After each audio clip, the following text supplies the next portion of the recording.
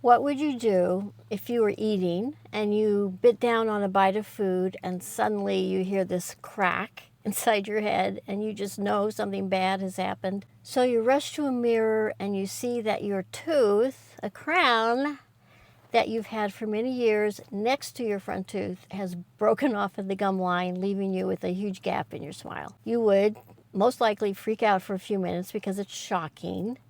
But then get on your phone, look up your dentist number, call the office, and make an emergency appointment and get that area looked at ASAP. Definitely a stressful but fairly straightforward process. But imagine that this happens when you're not in your home country.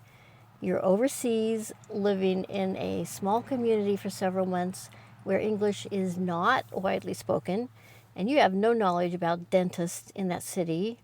Are there experienced dentists who can handle this emergency? If so, where are they located and do they speak English? Basically, you have no clue about healthcare providers in that city where you're living. My name is Mandy and my channel is Retired Not Tired.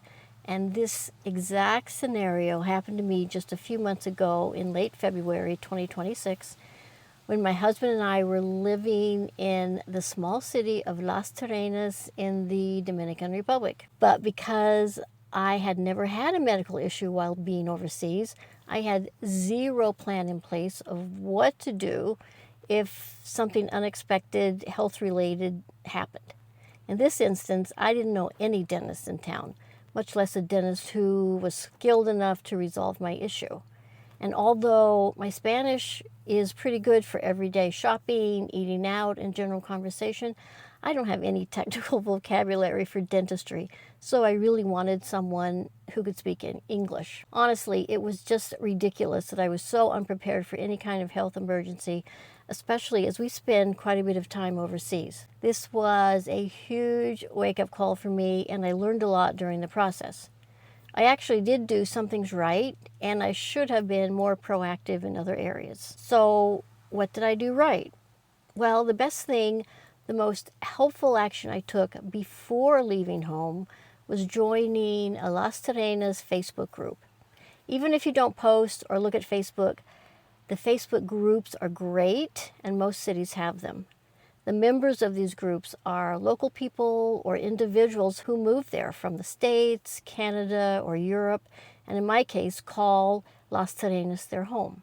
They often have a business, their kids attend school there, and they are fully integrated into the local community. They have firsthand knowledge about medical care providers and anything else you need to know. So step one, while you're still at home, join a Facebook group for the city you'll be staying in longer term.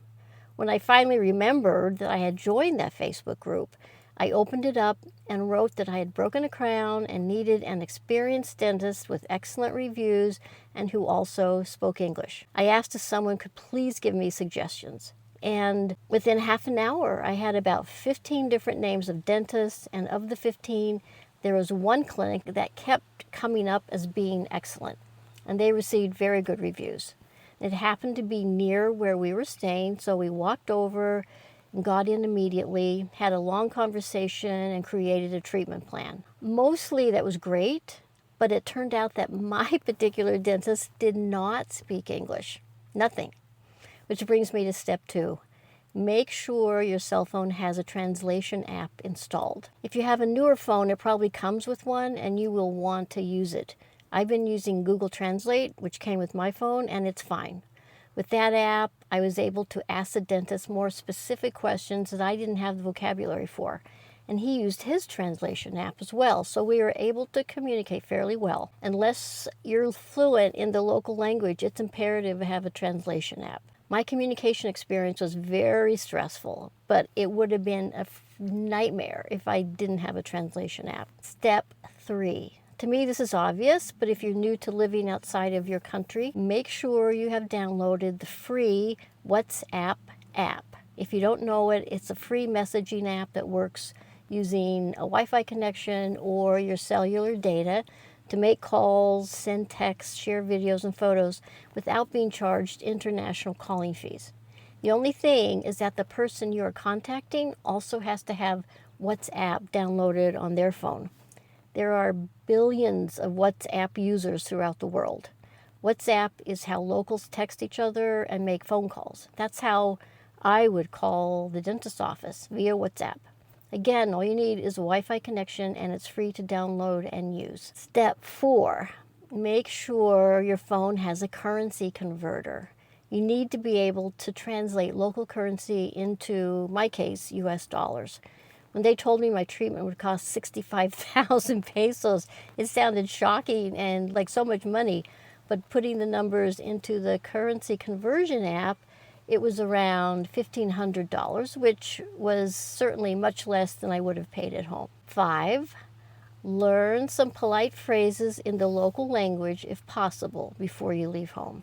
It helps make a better connection with local citizens, and being able to speak some Spanish helped me establish a warmer, more personal rapport with my dentist before he got to work. So what could I have done better? Since I knew we were going to stay in Las Terrenas for several months, I should have, once we arrived, gotten in touch with the Facebook group and asked a few questions, such as how to contact their equivalent of 911, which local hospital did most foreigners use, the name of a good GP, and, of course, a dentist.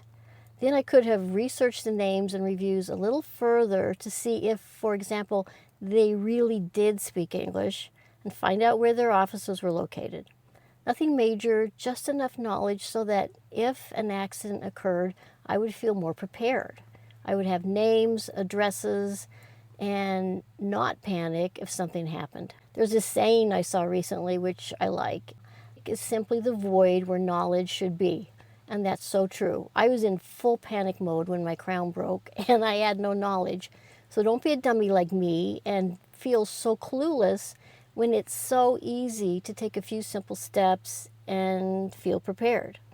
When you've got the names and addresses written down, then you can really enjoy your stay.